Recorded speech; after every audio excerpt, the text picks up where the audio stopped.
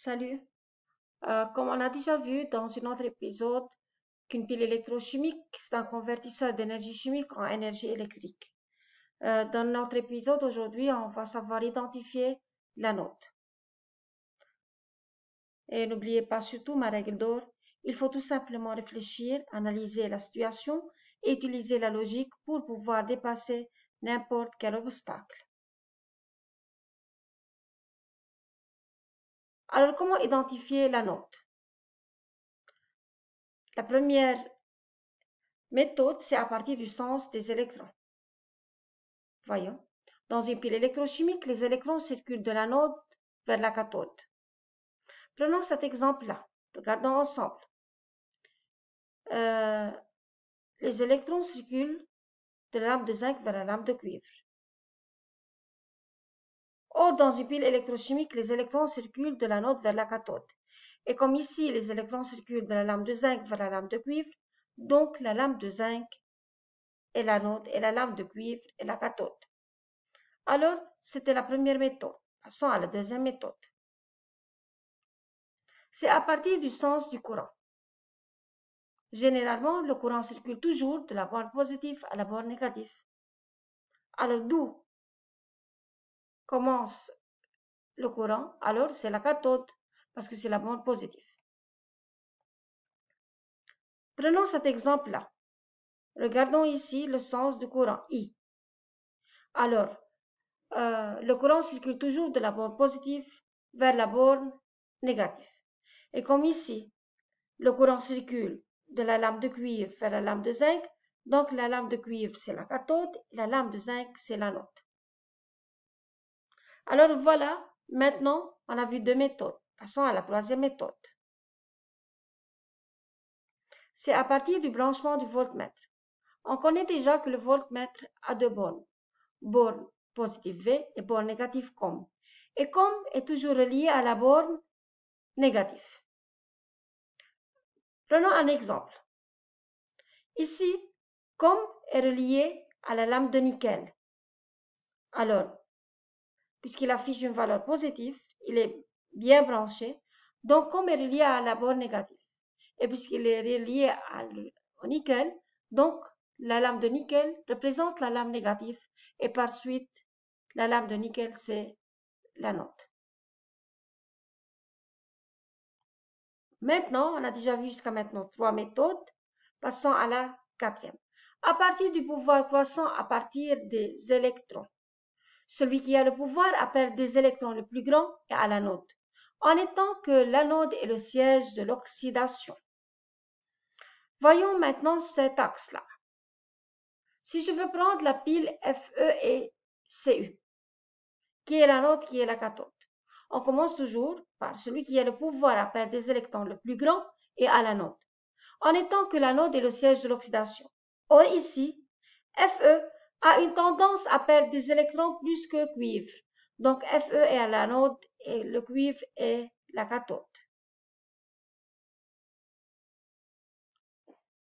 Alors, dans le même concept, le plus actif, parce que le plus actif a une tendance à perdre des électrons le plus grand, il est plus actif, c'est-à-dire il a la réactivité la plus grande.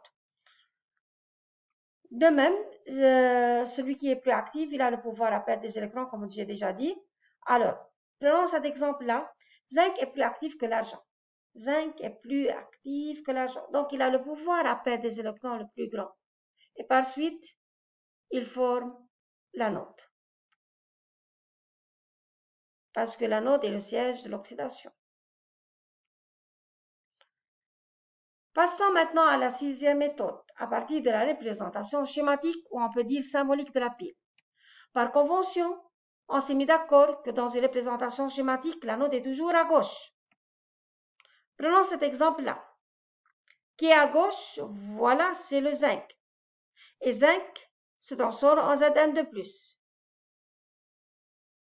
Comment répondre? Par convention, dans une représentation schématique, l'anode est à gauche. Or ici, Zn est à gauche. Et en plus, le métal Zn se transforme en Zn de plus. Donc, il s'oxyde, il subit l'oxydation. Et par suite, l'anode est le zinc. Passons à la 7e méthode, à partir de la masse des lames. À l'anode, le métal X s'oxyde et se transforme en ion Xn+, selon une demi-équation d'oxydation. Alors, la quantité d'ion Xn+, augmente dans la solution. Et si la quantité augmente, alors le métal devient, comment la quantité de métal va diminuer, alors la lame devient plus mince. Si on connaît qui devient plus mince ou plus épais, on peut savoir l'anode et la cathode.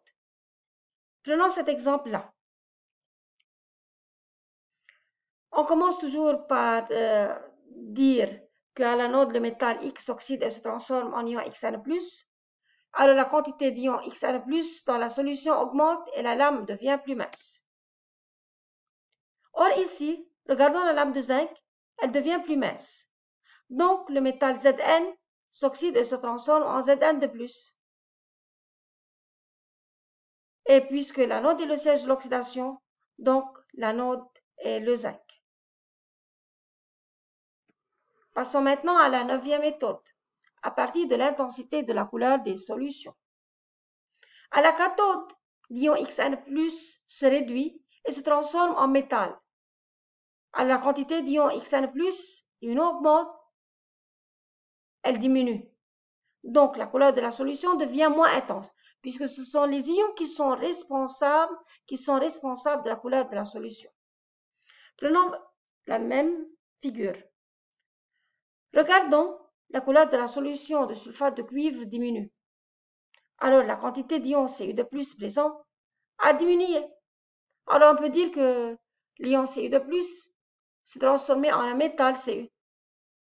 Donc, l'ion Cu2+, il se réduit pour se transformer. Il subit la réduction. Et puisque la cathode est le siège de la réduction, donc la lame de cuivre est la cathode.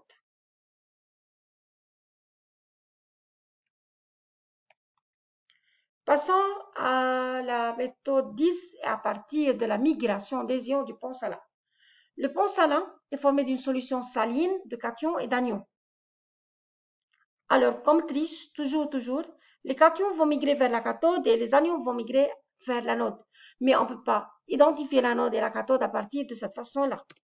Voyons comment il faut écrire. À la cathode, l'ion Xn+ se réduit et se transforme en métal, selon une demi-équation de réduction. Alors, la quantité d'ion Xn+ va diminuer, ce qui cause une diminution ou un défaut de charge positive. Mais si on a un défaut, il faut que les ions positifs, c'est-à-dire les cations du pont salin, qu'ils migrent vers ce compartiment pour compenser ce défaut-là et maintenir l'électroneutralité. Donc, si on connaît où passent les cations du pont salin, on peut savoir où se trouve la cathode. Par exemple, ici, les ions positifs du pont salin, regardons K+, ils migrent vers la solution contenant les ions Cu2+. Ceci montre que la quantité d'ions Cu2+ a diminué lors du fonctionnement de la pile. Donc, l'ion Cu2+ se réduit et se transforme en Cu. Et comme la cathode est le siège de la réduction, alors la lame de Cu est la cathode. Il faut très bien choisir la cathode et l'anode pour pouvoir bien résoudre l'exercice. Merci pour votre attention et à la prochaine.